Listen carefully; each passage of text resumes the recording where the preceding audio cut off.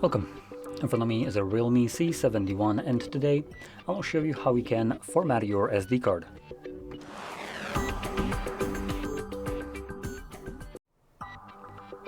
So to get started, you will want to open up your settings and in here navigate to Storage.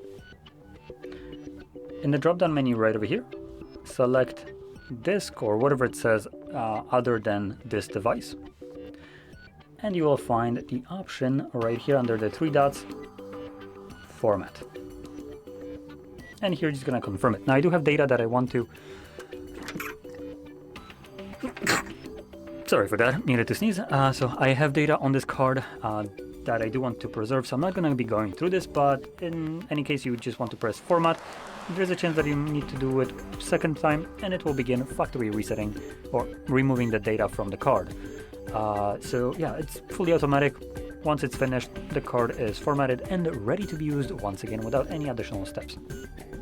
So, with that being said, hopefully you found this very helpful, and if you did, don't forget to hit like, subscribe, and thanks for watching.